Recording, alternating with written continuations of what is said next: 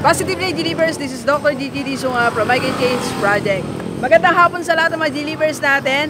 Ito sa first time po tayo mapanood sa YouTube channel. Thank you very much. Please subscribe, click mo na po yan, Doc Gigi Disunga.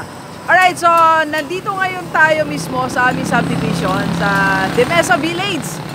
Dito kami sa gate at syempre i-vlog natin ngayong hapon ang Dim Sum Republic Hong Kong Noodles. At ang may-ari, walang iba kundi si Madam. Hi ma'am, ma'am pakilala ka naman oh. Ay, dito tayo ma'am. Yeah. I'm Corindy Pasupil. Dati akong OFW. Ayun, sakto pa pala. Dati OFW. Dati ako OFW. Siyempre, bawat OFW, gusto natin yung makapag-for good tayo. Na hindi naman tayo masisiro, na meron pa rin trabaho tayo dito sa Pilipinas. Kaya napili kong mag-business at mag-franchise ng ganitong business. Okay, ma'am, sige. So, madali lang natin. So, ito ay, yan, franchise siya. Okay, so magkano ba ang franchise, madam? Nag-franchise ako ng 88,000. 88,000, okay, 88,000. Pero hindi lang naman ito yung nakuha kong business. Okay. Ano to mayroon din ako mga yung gamot. Yeah, sige. Mamaya, barley, mamaya, di-discuss natin yung barley, baka sumali pa ako sa'yo. Pero dito muna tayo. So, 88,000, yes. Okay. Then, magkano po yung products? Yung products, syempre ako franchisee ako, mura ko itong nakukuha. Okay. So, lahat ng gagawin mo, ituturo naman sa'yo sa seminar. Okay, alright. So, paano ba yung mga process? Like, attend ko muna ng seminar?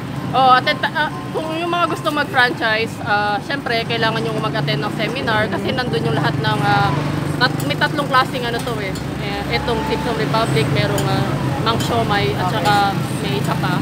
So, mamimili ka doon. Lahat yun matitikman mo. Lahat yun makikita mo yung booth. Yung ano. Then, may training, no? May training. Free training tayo every Friday. Okay. So, isa na lang. Ano ba yung mga tips na pwede mo ibigay? Bukod sa mga napanood mong tips sa akin, so ano ba yung mga tips sa pagsisimula ng isang food cart? Wag nating tignan yung investment. Kasi ito is life, parang tinitingnan ko to sa pangmatagalan na business. Kasi kumbaga ma'am, sinasabi mo, wag kang mahinayang doon sa 88,000. Yeah, wag kang mahinayang doon sa 88,000 kasi lahat naman ng business kailangan ng puhunan Yes. Kaya yun, within 6 months mababawi mo naman. Okay, alright, so yan delivers, isang OFW, okay? Sa isa pang OFW, mamaya mag-usap sila, mag-vlog sila. Salamat So, ma'am, advice nga sa mga OFW, paano ba sila makaipon ng yung mindset kasi na pwede kang umuwi, mga ganon. Yung karamihan sa kanila, gusto nila umuwi, kaya lang di nila paano kasi wala silang ipon, wala silang plano. So, ano ba yung pwede natin ipayo sa kanila? Siguro bilang isang OFW, hanggat kaya nyong mag-ipon, wag muna kayong, kasi siyempre ranas ko yan kumakain ako sa labas ako na with friends. Ayan Siyempre bawas-bawasan mo yan kung talagang pareho kayo ng advice. Actually pareho kayo. Kung may plano ka sa buhay mo na mag-for good dito sa Pilipinas at makasama mo yung family mo, yun bawas-bawasan mo yung yung pagbabarkada at pagkain sa labas. Tapos mag-ipon ka, mag-isip ka ng business na kung saan yung makakatulong sa'yo at sa family. Okay, paano naman sumagi sa isip mo na magnegosyo? Kailan nag-start sa'yo yun na kailangan magnegosyo ako? Ano yung mga burning Madalas point? kasi ako naiiwan mag-isa sa bahay. Okay. Kapag naiiwan ako sa bahay, syempre titingin ako ng YouTube, nakikita kita. Yun let's go. Yun ang gusto ko marinig okay? Napapanood kita, mga advice mo. Okay. So, yun. Na-open yung mind ko na kailangan ko na talaga. Tsaka 10 years na rin ako sa abroad.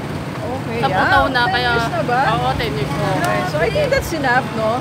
Okay na yun. Yung sinasabi ko mga delivers, yung sasabihin mo sarili mo, enough is enough. Enough na yung years na i-spend mo dyan. So, time to start your own life here, di ba? Yeah, sige. Okay, so thank you very much. Siguro naman alam mo yung let's go, di ba? Okay, so thank you very much, delivers. Enjoy the rest of the day and let's go! Thank you!